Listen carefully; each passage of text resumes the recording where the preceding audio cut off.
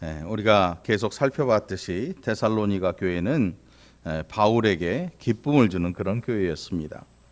우리가 고린도서나 이런 곳들을 읽어보면 많은 문제들이 있고 또 사도 바울을 때로는 무시하기도 하는 그런 교회들이 있었고, 그런 걸 살펴볼 때 데살로니가 교회는 지역의 교회는 바울에게 굉장한 기쁨, 또 복음을 전했던 이 사실로 인해서 이 사실만으로도 바울이 정말 마음에 큰 힘을 얻는 그런 교회가 바로 데살로니가 교회였습니다.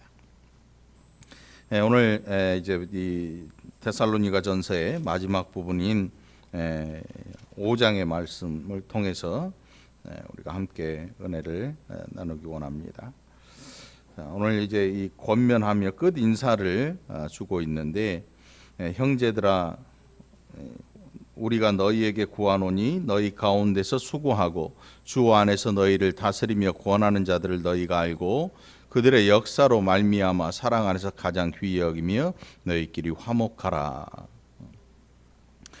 우리가 이렇게 교회에 모여서 하나님 앞에 예배를 드리고 또 신앙생활을 불편함 없이 할 수 있는 이유가 어디 있느냐 하면 복음을 전한 선지자들과 또 복음 전도자들의 땀과 피가 있었기 때문에 오늘 저와 여러분이 이 자리에서 이 은혜를 누리고 살게 되는 줄 믿으시기 바랍니다. 그래서 누군가의 땀과 수고는 항상 또 다른 대상으로 하여금 그 은혜를 누리고 살아가게 해주는 것입니다. 그래서 바울과 그 일행들 또 다른 복음을 전하는 많은 사람들, 그 사람들로 하여금 말미암아 그들은 지금 이 데살로니가 지역에서 은혜로운 신앙생활을 할 수 있는 것이고, 또 그러한 가운데 사랑 안에서 가장 귀히 여기며 너희끼리 화목하라 그랬습니다. 오해해버리면 우리끼리만 화목하라가 아니고 우리가 만나는 모든 때에 화목하라. 화목하라. 싸우지 말라는 뜻이지요. 교회마다 싸우는 교회들 굉장히 많습니다. 우리 교회는 애들만 싸워요. 애들만. 그것도 별것도 아닌 거 가지고 치사하게 먹는 거 갖고 싸우고 장난감 갖고 싸우지요. 근데 아이들 때는 그게 정상이에요. 싸우면서 큰다 그러잖아요. 그런데 어른이 돼서 싸워버리면 회복이 안 돼요.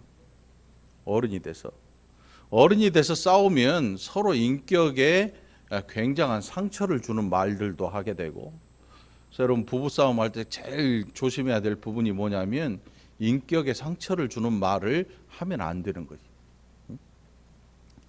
뭐 니네 집안이 어떻네 이러면 이제 끝나는 거지, 싸움이. 그때부터는 이제 부부싸움이 아니고 이제 남남의 싸움이 되는 거죠. 부부싸움 할 때도 지혜롭게, 자존심을 상하지 않게. 그러면 어떻게 부부싸움 하면서 자존심 안 상하게 어떻게 싸울 수 있습니까? 싸우지 마. 안 싸우면 자존심 상할 일이 없는 거죠. 안 싸우면. 근데 안 싸우고 살 수가 없지요. 우리 고장로님네는 안 싸우나요?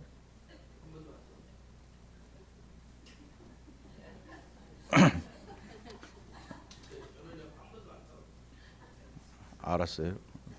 쑥떡 잘 먹겠습니다.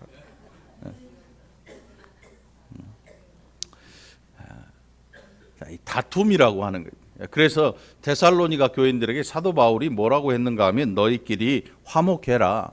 그러니까 너희끼리 똘똘 뭉쳐서 화목해라는 뜻이 아니고 너희가 만나는 이 교회 안에 그리고 이 지역에 있는 모든 성도들과 함께 화목한 관계를 가져라.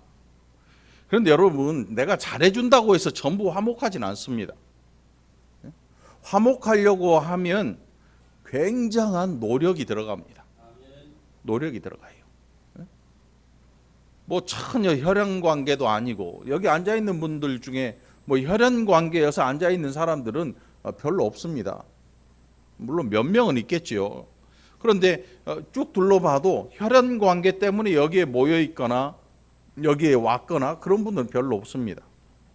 그럼에도 불구하고 우리 안에서 이 화목함이 유지되는 이유는 뭘까?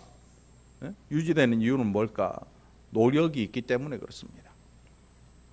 화목을 위해서는 누군가 좀 참아내야 되고, 누군가는 좀 용서해 줘야 되고, 누군가는 좀 덮어줘야 되고, 항상 다 모든 사람이 강한 자가 아니기 때문에 강한 자가 약한 자를 담당해 줘야 되는 그런 일이 꾸준히 일어나고 있는 것입니다.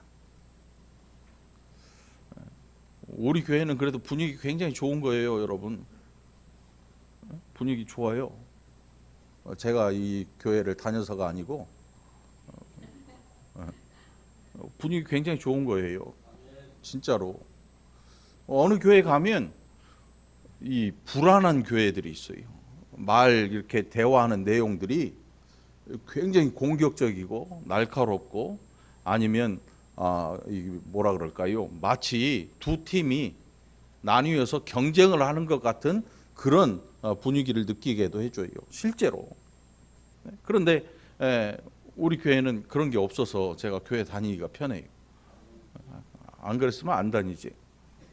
다른 교회 갔겠죠. 아무튼 너희끼리 화목하라. 여러분, 성경에서 화목이라는 이 단어를 우리가 잘 기억하면 누가 등장하냐면 예수님이 등장해요. 화목이라는 단어. 하나님과 우리 사이를 화목해 하신 예수님.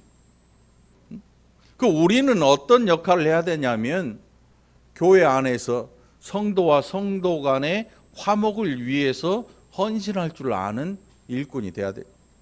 이게 저와 여러분이 지금 이 시간에도 하고 있는 일이 되어야 할 것입니다. 13절에 보니까 그들의 역사로 말미암아 사랑 안에서 가장 귀히 여기며, 그들의 역사로 말미암아. 누군가 수고하지 않으면 이런 일들은 결단코 일어나지 않습니다.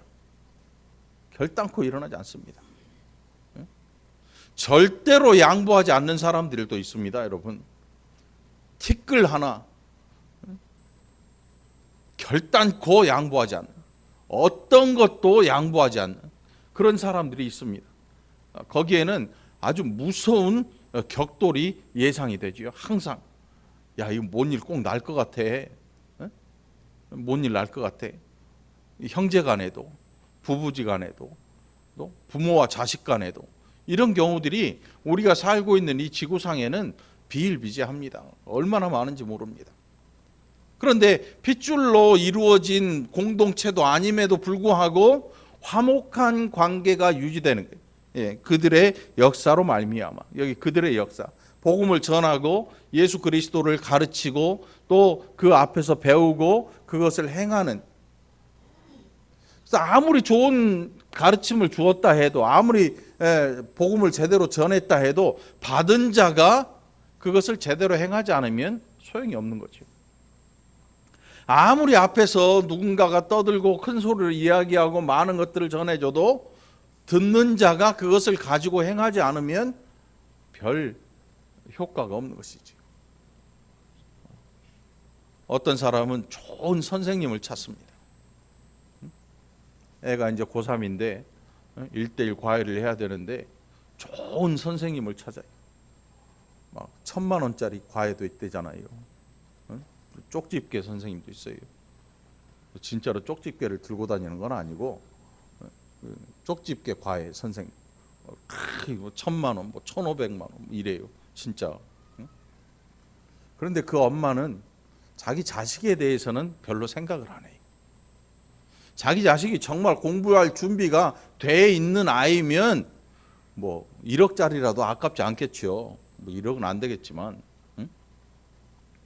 근데 애는 머릿속에 꽉 들어찬 게 지금 게임을 하고 싶은데 다른 생각 아무것도 없는 아이한테 좋은 선생이랍시고 아무리 갖다 대줘도 소용이 없는 거죠. 그런 의미에서 여러분, 제가 여기서 앞에서 복음을, 이 성경을 이야기하고 여러분과 함께 은혜를 나누는 이 시간에 만일 여러분의 머릿속이나 마음속에 이 은혜를 사모하는 마음이 아닌 다른 것들을 사모하는 마음이 있다면 아마 아무것도 나타나지 않을 것입니다. 그 어떤 효과도, 그 어떤 결론도 나타나지 않고 계속해서 똑같은 일이 계속 반복될 것입니다. 그래서 우리에게 뭐가 필요하냐면 성령의 충만함이 필요한 것입니다. 성령의 충만함을 입은 사람들은 항상 변화를 준비하고 다닙니다. 내 뜻이 아닌 하나님의 뜻에 순종할 준비를 하는 사람, 우리가 그런 사람을 성령이 충만한 사람, 이렇게 부를 수 있을 것입니다. 14절에 보니까 또 형제들아 너희를 권면하노니 게으른 자들을 권계하며 마음이 약한 자들을 격려하고 힘이 없는 자들을 붙들어주며 모든 사람에게 오래 참으라. 우리 제일 못하는 게 뭡니까? 못 참는 거. 오래 참는 거를 우리는 못해요. 잘 못해요. 그래서 기도를 해도 40일 금식을 해버려요. 밥을 안 먹어버려요. 아예. 40일 안에 하나님 이 일을 끝장내 주세요. 아니면 더 급한 사람 3일 금식. 물 한 방울 뭐 아무것도 먹지 않고 3일을 꼬박 금식하고 하나님한테 이 일을 해결해 주세요라고 우리가 제일 우리에게 연약이 약한 게 뭐냐 하면 오래 참는 거예요. 잘 견디질 못합니다. 우리나라 특성상 그럴 수도 있고, 아니면 우리 성격이 급해서일 수도 있고, 아니면 누군가가 우리를 그렇게 만들어 버렸을 수도 있습니다. 근데 우리는 인생을 살면서 가장 많이 해야 될 게 뭐냐면 오래 참는 일입니다. 오래 참는 일. 누가 그렇게 오래 참았는가 하면 하나님이 우리를 오래 참아 주셨거든요. 얼만큼 오래 참으셨는가 하면 진작에 끝나버려야 할 이 세상의 역사를 하나님께서 오래 참고 기다리시는 겁니다. 그리고 이 복음이 땅끝까지 이르러서 하나님의 때가 될 때까지 하나님이 참고 기다려 주시는 것입니다. 우리는 얼마나 못 참냐 하면 세 번도 못 참아요. 애가 막 뭐라고 때를 쓰면 그만해라. 또 그러면 그만해라. 또 그래요. 그만하라고 하면서 자기가 성질을 더 내죠. 그리고 애를 갖다가 먼지가 나도록 때리든지, 아니면 이 억지로 뭔가를 막 해버리려고 시도를 하죠. 이게 사람과 사람 사이에 오래 참아주는 일만큼 그 사람을 사랑하는 일이 없어요. 계속해서 말썽을 피는 아이, 세상 다른 부모들, 다른 뭔 관계가 없는 사람들은 포기해버리지요. 아유 네 집 자식인지 하고 포기해버려요. 부모는 포기하지 않아요. 그런데 그 부모도 포기해요. 그런데 하나님이 포기 안 하셔요. 그만큼 오래 참는 것을 잘하시는 하나님이거든요. 바울은 그들에게, 데살로니가 교인들, 오늘 우리에게도 모든 사람에게 오래 참으라 이렇게 이야기를 하고 있습니다. 모든 사람에게 오래 참으라. 이 오래 기간이 며칠일까요? 며칠이 아닐 겁니다. 누군가가 변화의 기미가 보이기 시작하고 그 사람이 변화되는 그런 일들을 통해서 기쁨을 다시 얻어가는 거죠. 이게 오래 참는 일인 것입니다. 옆 사람들 얼굴을 한번 봐보세요. 얼마나 참을 수 있겠어요, 여러분? 별로 못 참아요. 우리 성질이 그거를 놔두지를 않아요. 특별히 교회 안에서 성도들과 성도와 성도가 오래 참아야 되는 이런 일들, 여러분들 이 신앙생활을 통해서 좀 훈련되기를 간절히 바랍니다. 이게 제가 오라 그래가지고 몇 시부터 교육 있습니다, 오래 참는 훈련하겠습니다, 이런 게 이런 훈련으로 해서 이루어지는 게 아닙니다. 그럼 누가 이루어가느냐 하면 복음을 받은 내가 그 일을 해야 되는 장본인이 되는 것입니다. 여러분, 하나님 말씀에 순종하기를 원하십니까? 그렇다면 여러분이 그 말씀을 따라가야 되는 것입니다. 근데 우리 특징은 뭐냐면 몰려가는 것, 대충 쓸려가는 것, 이런 걸 굉장히 좋아하죠. 그러니까 교회 뭐 거의 다니지도 않고 막 그러면서 부인은 열심히 다녀, 남편은 또 거의 안 다녀. 그러면서 자기는 교회 다닌대. 그런데 그 삶의 내용을 보면 전혀 믿음의 사람이 아니야. 그럼에도 불구하고 교회는 다녀. 1년에 한두 번, 뭐 아니면 뭐 2년에 한 번 오기는 왔으니까 교회는 다니는 거니까. 그런 식으로 복음을 이해해서 그렇게 신앙생활을 한다라고 생각을 해버리는 그런 분들에게는 아무 일도 일어나지 않을 것입니다. 오늘 여러분 신앙생활을 하면서 하나님 말씀에 순종하기를 원하시거든 오늘 여러분 자신이 스스로 그 말씀을 붙들고 그 말씀을 행하는 자가 되기를 간절히 축원합니다. 그렇게 하지 않으면 아무것도 일어나지 않는다는 사실입니다. 왜냐하면 내가 그 일을 해야 되거든요. 누가 참아야 되냐 하면 내가 참아줘야 되는 거거든요. 속에 불이 나고 열이 나고 막 미운 생각이 들고 별 생각이 닿는 이런 일련의 훈련 과정들이에요. 여러분 내가 성질이 더러워가지고 속에서 열불이 나는 게 아니고 상대방이 잘못하는 그것을 보면서 내 속에서 열불이 나잖아요. 누군가를 참아줘야 되는데 속에서 막 화가 나잖아요. 그런 일들이 뭐냐면 내가 화병 드는 그런 일이 아니고 그런 일련의 일들을 통해서 우리가 훈련을 받고 있는 거예요. 훈련을. 쇠 달굴 때 뭘로 달굽니까? 불로 달구잖아요. 그러니까 속에서 열불이 나면 나를 달구시는구나. 네가 불이구나. 나를 달구시는구나. 아플 때 막 때리잖아요. 때리는 아픔이 있잖아요. 나를 만들어 가시는구나. 그러니까 우리가 누군가를 참지 못할 때 우리는 뭔 핑계를 대냐면 너는 이래서 내가 참을 수가 없어라고 생각을 해버립니다. 그리고 던져버리죠. 관계를 끝장내버리려고 생각을 합니다. 그렇게 해서 아픔을 당한 교회들이 수두룩해요. 얼마나 많은지 모르죠. 교회가 막 두 개로 갈라지고 쪼개지고 엄청난 일들이 막 벌어지지요. 그런 이유가 뭐냐면 참아주지 못하기 때문에. 그건 누가 부족해서냐면 참지 못하는 내가 부족해서요. 무조건 네 탓이요 이런 뜻이 아닙니다. 훈련받는다는 사실을 모르고 그 과정을 견디기 어려워하는 것입니다. 과정을 견디기 어려워요. 공부 잘하는 애들의 특징이 뭐냐면 기초가 탄탄해요. 저는 공부를 잘해본 적이 없어가지고 기초가 튼튼하게 잘 몰라요. 여기 공부 잘하는 사람 있을 거야. 아마. 우리 백 집사님 공부 잘했잖아. 이동명 선교사님도 공부 잘하셨거든요. 기초가 탄탄한 게 뭐냐면 원리를 알고 있는 거예요. 이게 왜 이러는지를 알고 있어요. 근데 뭐 수학이나 영어나 뭐 다 지금 세상 공부 이야기하는 게 아니고 여러분들 만일 성경 알기를 원하고 하나님의 말씀에 순종하기를 원하고 여러분들이 오래 참는 자가 되기를 원하거든.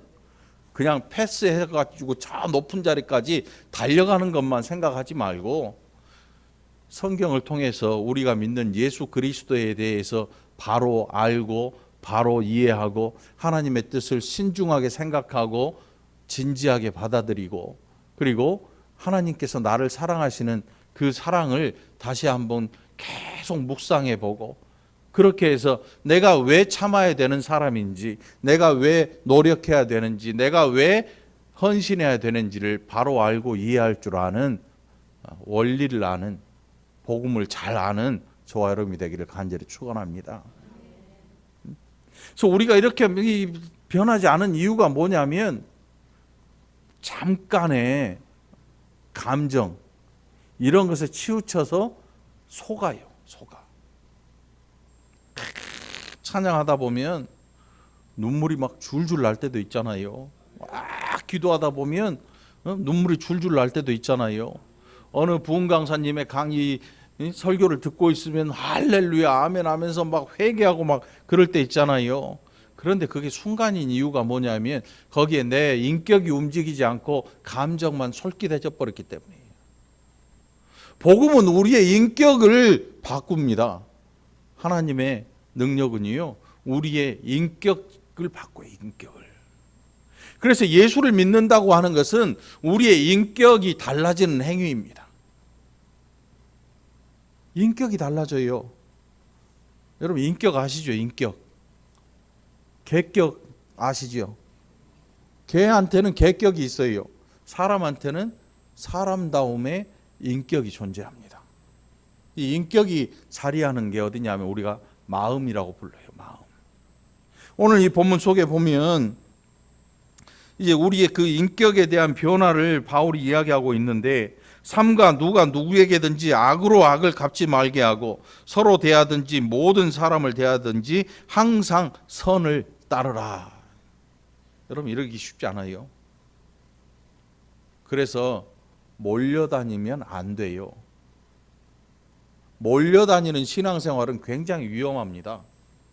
그 이유가 뭐냐면 옳은지 그른지 생각지도 않고 나는 너랑 친하니까, 나는 네가 좋으니까 이렇게 몰려가서 휩쓸려 가버리는 거예요. 마치 큰 파도가 백사장을 확 덮쳐가지고 그 안에 눈에 보이던 모든 것들이 일순간에 사라져 버리잖아요. 싹 쓸어가 버리죠. 그것처럼 옳은지 그른지에 대해서, 자기의 신앙에 대해서, 내가 지금 가고 있는 이 길에 대해서, 내가 신앙생활 하고 있는 이 일에 대해서 아무 생각하지 않고 몰려가는 겁니다. 몰려가요. 그래서 자기의 생각은 티끌만큼도 중요하지 않습니다. 몰려가서 그게 옳다라고 스스로 정의를 내려버리고 스스로 생각해버리고, 많은 사람들이 옳다고 하니까 아니오라는 말도 하지 못하고 그럼 그렇지 뭐 이렇게 살아버리는 거예요. 이럴 때 어떤 일이 일어나냐 하면 이제 교회가 슬슬 힘을 잃기 시작하는 것입니다. 교회가 슬슬 힘을 잃어가기 시작하는 것입니다. 그런데 우리는 절대로 그렇게 휩쓸림 당하는 신앙생활을 하면 안 되는 거죠. 왜냐하면 우리 한 사람 한 사람이 아주 소중한 인격체거든요. 여러분 여기 앉아있는 분들 중에 소중하지 않은 사람이 없습니다. 여러분이 세상적으로 지위가 아무리 높다 그래서 예수님이 여러분을 위해서 피를 더 많이 흘려주셨겠습니까? 아니지요. 만일 피가 더 많이 흘렀다면 그 사람은 죄가 더 많은 사람일 것입니다. 도저히 씻어낼 수 없는. 그런데 예수님의 피는 우리의 모든 죄를 씻어주십니다. 모든 사람에 대해 동일하십니다. 모든 사람에게 대하여 동일한 은혜와 복을 주십니다. 이게 하나님의 은혜이지요. 근데 우리는 그렇게 생각하지 않고 내가 갖고 있는 어떤 조건이나 이런 것에 대비해서 하나님의 은혜를 판단하고 내가 갈 길을 생각해 보지 않고 어느 쪽에 휩쓸리는 게 좋을까를 생각하고 살거든요. 그렇게 하니까 안 자라나는 거죠. 그렇게 하니까 많은 사람들이 휩쓸려는 다니는데 진리가 보이지를 않는 것입니다. 뭐가 옳고 그른지조차도 잘 판단을 못하고 살아가고 있는 것입니다. 오늘 우리가 이런 판단을 잘하는 방법이 있습니다. 그게 뭐냐면 여러분들이 다 암송하고 있을 만한 성경 구절이지요. 그 유명한 데살로니가전서 5장 16절로 18절 말씀이잖아요. 항상 기뻐하라, 쉬지 말고 기도하라, 범사에 감사하라. 아무 말 안 해도 알아서 하네. 여러분 이게 이 말씀을 묵상해 보면요, 때로는 막 항상 기뻐하라고 뭘 갖고 기뻐할 것인가 막 이것도 설명해주고, 뭐 기도를 얼마나 해야 될 것인가, 뭐 하루에 3시간인가 4시간인가, 어떤 분은 뭐 하루에 12시간 기도하는 분도 있다고 하는데, 뭐 기도를 몇 시간 할 것인가, 어디서 할 것인가, 기도 제목은 무엇인가, 이런 거 따지라고 우리에게 바울이 이야기하고 있는 건 아닐 것입니다. 항상 기뻐하라는데 여기 조건이 없잖아요. 어떤 일에 기뻐해야 할지 그런 걸 제시해 주지 않아요. 근데 항상 기뻐하라 그래요. 쉬지 말고 기도하라 그래요. 여러분 밥 먹을 때 기도하십니까? 밥 먹으면서 기도하십니까? 밥 먹으면서 기도하는 분 없지요? 그러면 항상 기도하는 게 아니잖아요. 네? 화장실 갈 때 기도하십니까? 왜 먹을 때만 기도하고 내놓을 때는 기도 안 하십니까? 이상하잖아요. 예? 먹을 때는 주여 감사합니다 기도하는데 화장실 가서 내놓을 때는 기도하는 사람이 없어요. 예? 그러면 화장실 가서 뭐라 그래요? 끙 그러지. 예? 왜 들어갈 때는 기도하는데 왜 나갈 때는 기도 안 하냐고. 예? 그럼 과연 쉬지 말고 기도하라는 게 어떤 뜻일까? 이걸 자꾸 성경책을 막 쪼개다 보니까 단어별로 쪼개고 뜻대로 쪼개고 하다 보니까 이게 도대체 뭔 말인지 나중에는 알 수가 없는 거예요. 알 수가 없어. 부침개를 해물 부침개 재료가 뭐 들어갑니까? 해물 파전에. 예? 해물 파전에 재료가 뭐 들어가요? 해물 들어가지. 근데 해물이 뭐 들어가는지는 알 수가 없잖아요. 내가 좋아하는 그 집어넣는 거지. 오징어, 바지락, 뭐 굴, 예? 새우. 먹고 싶은 거 얘기해봐. 먹고 싶은 거 얘기해봐. 사랑자매 요즘 뭐 먹고 싶은 거 없나? 없어. 엄마가 잘해주니까. 해물이 들어가면 바닷속에 사는 게 들어가면 그게 해물 파전 아니에요. 그 해물 파전에서 빠지면 안 되는 게 뭐가 있어요? 파가 빠져버리면 해물전이지 이게 파전이 아니잖아요. 해물 파전 주세요 그러는데 파가 없네? 그럼 어떻게 해야 돼? 주인한테 따져야지. 파 어디 있어? 이거 해물전이지 이게 파전이야 이게? 그런데 해물 파전을 탁 멋지게 해가지고 노릇노릇 구워가지고 침 생기지 마. 침 생기지 말고 흘리지 마. 파전을 탁 해갖고 노릇노릇 쫙 구워왔는데 갑자기 이 사람이 젓가락을 쫙 꺼내 들더니 분해하기 시작하네. 오징어 따로 빼먹고 새우 따로 빼먹고 또 조개 하나 빼먹고 파 건져 먹어버리고 그러면서 아 요건 맛있는데 요건 맛이 없네 이렇게 앉아있어요. 그럼 어떻게 해야 돼? 그 정상으로 먹는 게 아니잖아요. 우리가 성경을 대할 때 한 개씩 빼가지고 아 요건 좋은데 요거는 좀 힘드네 이렇게 먹으면 안 되는 거예요. 성경이라고 하는 것은 전체를 보고 전체를 봐요. 전체를. 이게 앞뒤로 다 보고 전체를 다 봐야 하나님의 뜻을 분별할 수 있는 거지요. 오징어만 쏙 빼먹고 새우만 쏙 빼먹고 지 좋은 것만 쏙 빼먹어 버리니까 나중에 성경이 너덜너덜해지는 거죠. 우리가 그렇잖아요. 먹다 보면 아, 이건 몸에 안 좋다 이거 빼고 먹어. 애들이 그렇지. 특히 팥, 콩 다 빼잖아요. 어떤 애는 젓가락으로 미리 골라내는데 어떤 애는 입속으로 발라내. 몸으로 수북히 쌓여놔요. 먹어도 되거든요. 그런데 우리가 만일 그런 성경에서 그런 일을 하고 있다고 생각을 해보세요. 이 기가 막힌 일이에요. 오늘 이 본문 속에 항상 기뻐하라 쉬지 말고 기도하라 범사에 감사하라 이것이 그리스도 예수 안에서 너희를 향하신 하나님의 뜻이니라. 여기까지 읽어버리면 안 돼요. 그 뒤에도 다 읽어봐야지. 19절로 22절까지 시작. 성령을 소멸하지 말며 예언을 멸시하지 말고 범사에 헤아려 좋은 것을 취하고 악은 어떤 모양이라도 버리라. 아멘. 뭐냐면 이런 것들을 통해서 우리가 어떤 일을 하냐면 악을 버리는 일이에요. 악을 버리는 일. 악이라고 하는 것은 하나님의 뜻이 아니에요. 우리에게 기쁨을 주지 못합니다. 우리를 기도하지 못하게 합니다. 우리로 감사하지 못하게 해요. 이런 모든 것들. 그래서 쌀에 돌 어떻게 발라내요? 요즘 기계 가져와서 채석기로 달달달달 떨면 무게 차이 때문에 이게 돌이 밑으로 더 먼저 빠져요. 근데 옛날에는 어떻게 했어요? 논에서 걷어낼 때는 키질을 하죠. 키질을 하면 키질을 하고 바람을 옆에 싹싹 붙이잖아요. 벼 껍데기하고 벼하고 무거운 돌은 키에 남아 있죠. 그걸 집으로 갖고 와서 이제 껍데기를 벗겨 절구질을 하죠. 그래서 이제 쌀을 씻어야지. 외국 사람들이 이해 못하는 게 저 사람들은 왜 쌀을 씻어 먹지? 이해를 못한대요. 이해를 못해. 안 씻어 먹으면 이빨이 나가는 걸. 요즘은 안 나가겠지. 조리 있잖아, 조리. 조리 이름이 왜 조리인지 아세요? 네? 조리 이름이 왜 조리인지 아냐고.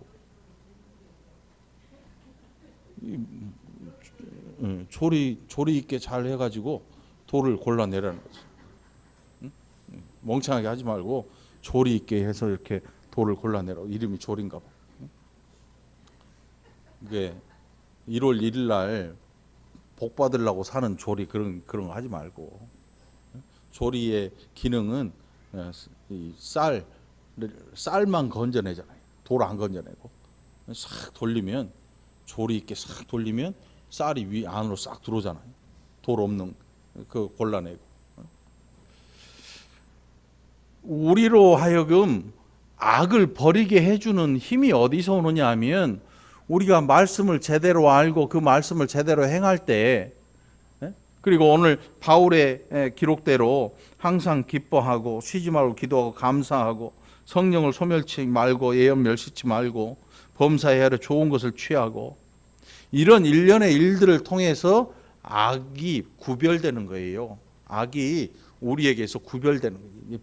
이게 치워지는 거죠. 치워지는 거죠.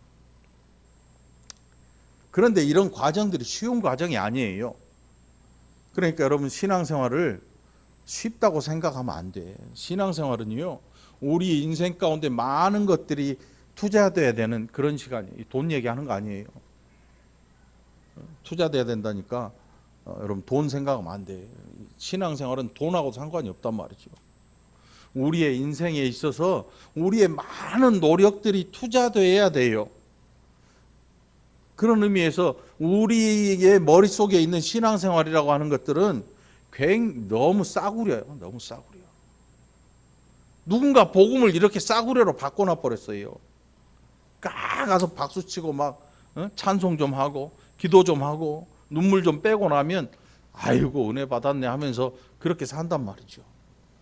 그런데 아무런 변화가 없어요. 그럼 소용없어요. 그때만 좋았지. 그때만 좋았지. 그러니까 사람들의 머릿속에 남아있는 게 뭘까요? 내가 젊었을 때 기도원 가서 그때 은혜를 받은 때 내가 참 좋았는데 요즘은 그런 게 없어. 정상이 아니니까 없는 거야.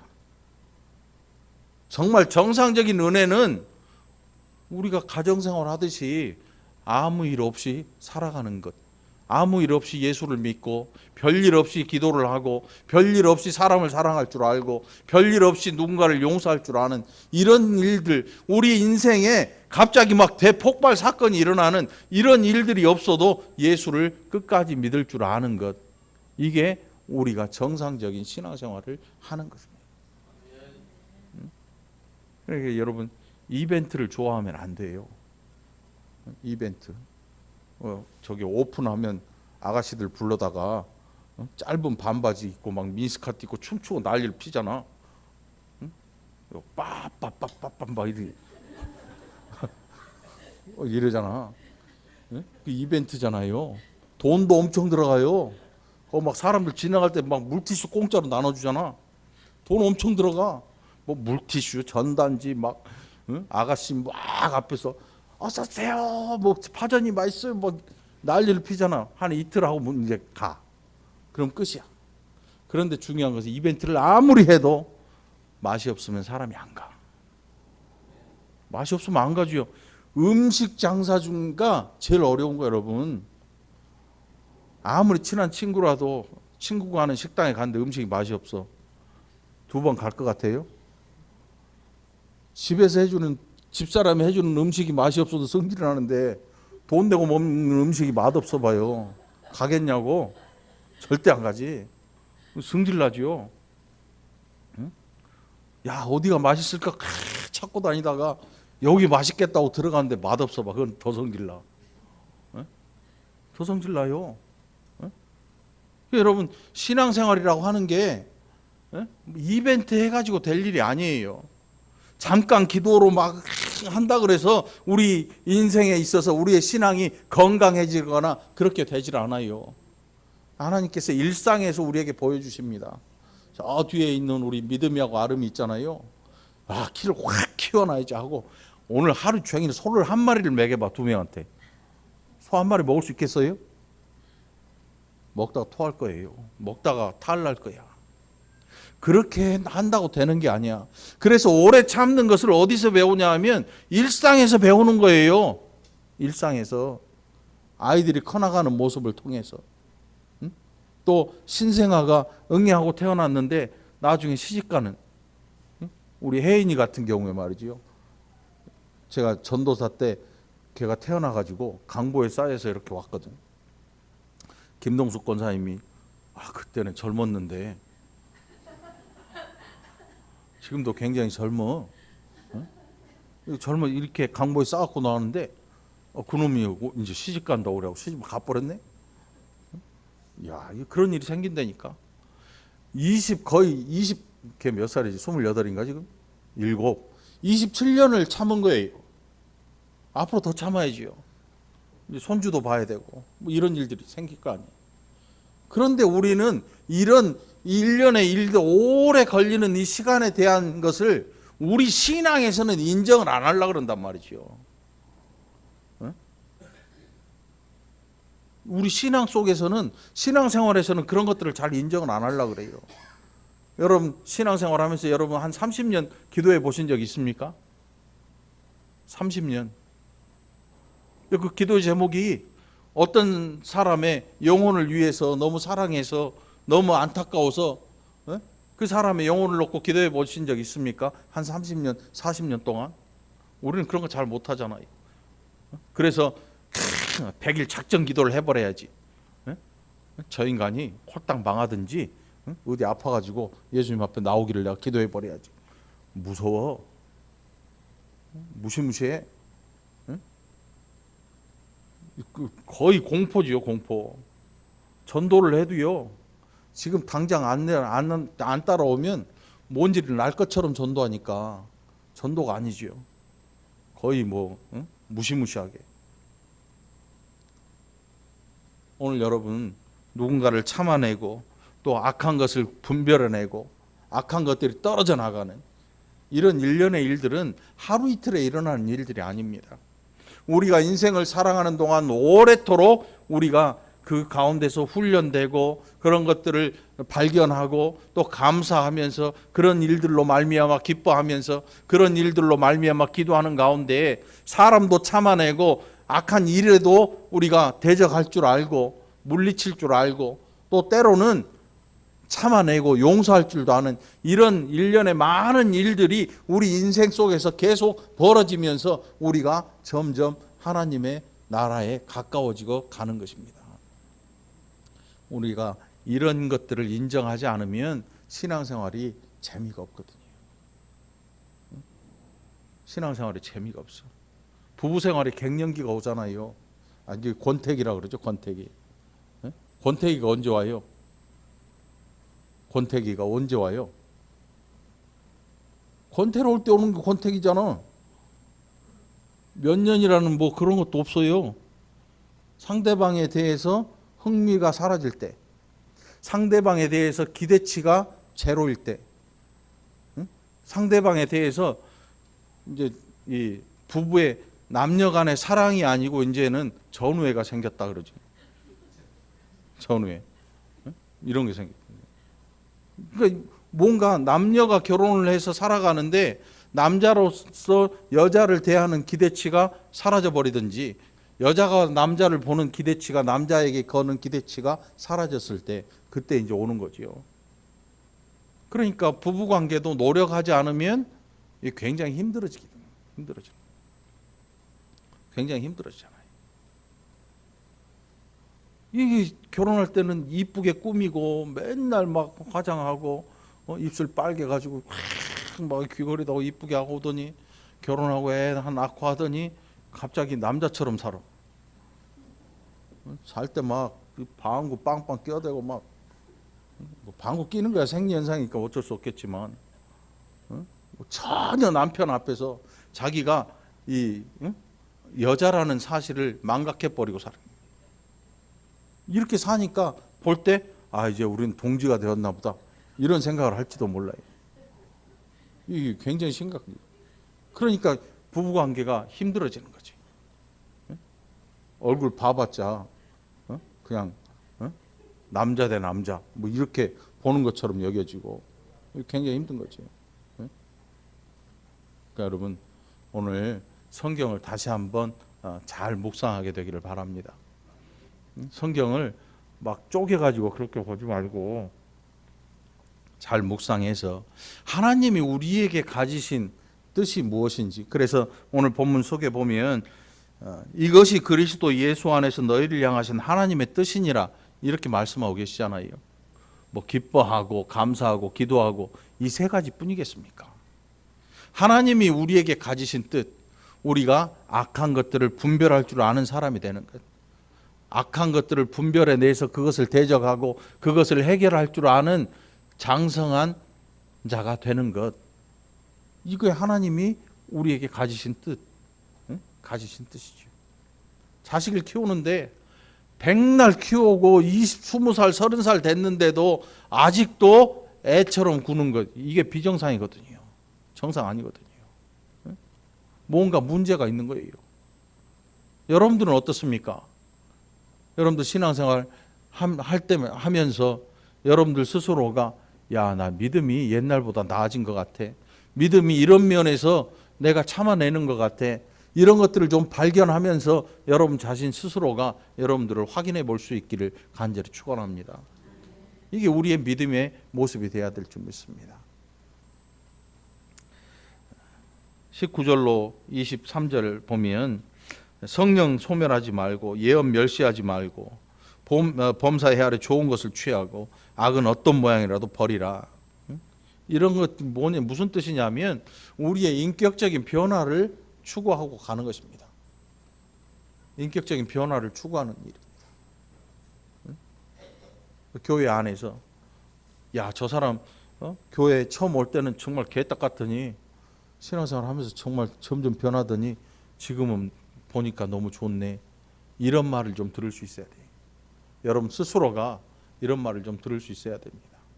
그래서 신앙생활은 닫힌 마음으로 하는 게 아니고 열어놓고 해야죠. 내 마음도 좀 열고 상대방에 대해서 내가 가지고 있는 마음도 좀 열어놓고 누군가의 음성도 좀 들을 줄 알고 누군가의 충고도 달게 들을 줄 알고 그런 것들을 통해서 우리가 변해가는 것이지요. 교회 안에서 여러분들 이런 변화의 모습을 여러분 스스로 찾아가게 되기를 간절히 축원합니다. 평강의 하나님이 친히 너희를 온전히 거룩하게 하시고 또 너희의 온 영과 혼과 몸이 우리 주 예수 그리스도께서 강림하실 때에 흠없게 보존되기를 원하노라. 너희를 부르시는 이는 미쁘시니 그가 또한 이루시리라. 오늘 23절의 말씀을 통해서 우리가 노력하지 않으면 안 된다는 사실을 볼 수가 있습니다. 노력해야 돼요. 신앙생활은 노력해야 되는 생활입니다. 노력해야 돼요. 노력하면서, 그런데 여러분 세상에는요, 노력한다고 다 되는 게 아니에요. 죽어라고 노력을 했는데, 죽어라고 노력을 해도요, 안 되는 게 많아요. 안 되는 게 더 많아요, 여러분. 우리는 그러잖아요. 노력해봐. 되겠지. 노력해서 되는 세상 같으면요, 지금 여러분들 여기 안 앉아 있어요. 다 기업에 회장돼 있고 다 그렇지. 노력해서 되는 일이 우리 인생에는 정말 드물어요. 우리가 그런 일들만 TV나 이런 것들을 통해서 보니까 노력하면 다 된다더라 이런 생각을 가지고 있잖아요. 그런데 노력해도 안 되는 사람이 더 많아요. 그게 우리 인생의 모습입니다. 그런데 세상 사람은 노력해서 안 되는 일이 더 많지만 예수 안에 있는 우리에게는 또 다른 음성이 들려지는 것입니다. 신앙생활 하는 거 여러분, 노력한다고 우리가 하나님이 원하시는 그 높이에 오를 수 있겠느냐? 천만의 말씀이에요. 그런데 여기에 이제 우리에게 복이 있는 거예요. 우리가 누군가를 용서해 준다 그래서 그 사람이 나를 그걸 인정해 줄까? 천만의 말씀이죠. 내가 그 사람을 위해서 기도해 주고 그 사람을 참아내고 누군가를 위해서 이렇게 끝까지 참아내고 그를 덮어주고 했는데 들려오는 소리는 다른 소리일 수 있어요. 저 바보 같은 게, 이런 말도 들을 수 있어요. 여러분, 신앙생활 하다 보면 그래, 예수 믿는 게 바보야 바보, 예수를 믿어도 똑똑하게 믿어야지 바보처럼 믿냐, 이런 얘기가 들려올 수 있단 말이에요. 그러면 실패예요, 성공이에요? 내가 좀 덮어주고 내가 사랑해주고 내가 인정해줬으면 그 사람도 나를 좀 알아줘야 되는데 엉뚱한 소리가 뻥 들려온단 말입니다. 그때 우리가 낙심하면 안 돼요. 왜냐하면 우리는 그 상대방에게 뭔가를 얻어내기 위해서 그런 일을 한 게 아니거든요. 복음이 우리로 하여금 그런 일들을, 복음이 우리의 인생에 제시를 하기 때문에 우리는 그 길을 서슴없이 따라 나가는 거죠. 하나님이 우리를 그 길로 인도하시기 때문에 우리가 그 길을 나서는 겁니다. 우리가 어떤 일을 했기 때문에 누군가에게 보상을 요구하거나 누군가에게 내가 이렇게 했으니까 네가 나를 좀 높여줘, 뭐 이런 보상 심리를 가지고 하는 일이 아니라는 거지요. 우리가 이렇게 할 때 우리의 믿음이 점점 자라납니다. 그게 왜 자라나냐면 오늘 본문 24절에 보면 너희를 부르신 이가 누구냐, 너희의 아버지가 누구냐, 너희에게 그 나라를 주신 이가 누구냐, 너희에게 예수 그리스도를 그리스도의 생명을 주신 이가 누구냐, 너희를 부르신 이는 미쁘시니 그가 또한 이루시리라. 하나님이 하시는 거예요. 내가 힘써 노력하고 힘써서 하지만 그게 이루어지지 않을 수도 있어요. 그런데 더 놀라운 것은 내가 그것에 대한 보상을 노리고 하는 게 아닌데 하나님께서 신실하게, 하나님께서 정확하게 그것을 이루어내실 거라는 사실이에요. 이 일은 우리가 하는데 이루어내시는 이가 하나님이신 거지요. 이게 중요한 겁니다, 여러분. 이게 하나님을 믿는 거예요. 내가 이렇게 하는데 의심이 들어요. 내가 이렇게 해서 뭔 복을 받겠다고, 내가 무슨 영화를 누려보겠다고 이 짓을 하고 있어, 이런 생각을 하는 순간 우리는 하나님에 대한 신뢰를 버리는 것입니다. 누가 그랬냐면 이스라엘 백성들이 광야길에서 그랬거든요. 하나님 애굽에서 데리고 나오셨는데 하나님을 못 믿어요. 그래서 어떤 일이 일어나냐면 배고프니까 원망하기 시작합니다. 갈증 나니까, 불과 한 사흘 전에 반석에서 물이 터져 나오고 그들의 먹을 것이 수도 없이 나왔는데 당장 배고프고 당장 목이 마르니까 2, 3일 전 일을 새까맣게 잊어버리고 하나님을 원망하면서 이렇게 짱돌을 들더니 모세를 향해서 걸어와요. 일로 와봐. 모세, 돌로 찍어 죽이려고. 이게 사람이에요. 그래서 성령께서 이제는 우리 안에 거하시는 거지요. 성령께서 우리 안에 거하시는 이유가요, 우리로 막 방언하고 막 예언하고 통변하고 막 병든 자를 일으키고 이것 때문이 아니고, 이게 목적이 아니고 우리로 하여금 견뎌낼 수 있는 힘을, 성령의 음성을 통해서 힘을 얻도록 하시는 거죠. 성령의 충만함이 이런 거지요. 성령의 충만함이 와 이런 게 아니고, 성령의 충만함을 입은 사람들은 하나님의 뜻을 알고 그 뜻 가운데서 벗어나지 않아요. 넘어지고 쓰러져도 그걸 견뎌낼 수 있는 힘을 하나님께서 주시는 겁니다. 그러니까 여러분, 오늘 다시 한번 여러분의 믿음을 돌아보고, 여러분 주변에 있는 사랑하는 성도들을 돌아보고, 가족들을 돌아보고, 일가 친척들을 돌아보고, 귀한 마음 가지고 그들을 사랑해주고 용서해 줄 수 있는 너그러운 그리스도인이 되고, 그래서 하나님의 뜻을 이루어가는 저와 여러분이 되기를 간절히 축원합니다. 기도합시다. 하나님 아버지, 감사합니다. 우리가 얼마나 성급한지, 하나님의 뜻에서 얼마나 많이 벗어나서 살아가는지 우리로 깨달아 알게 하시고, 이제는 올바른 길에서 하나님의 뜻을 하루하루 이루어가는 귀하고 복된 자들이 되게 하여 주옵소서. 감사드리옵고 예수님 이름으로 간절히 기도합나이다. 아멘.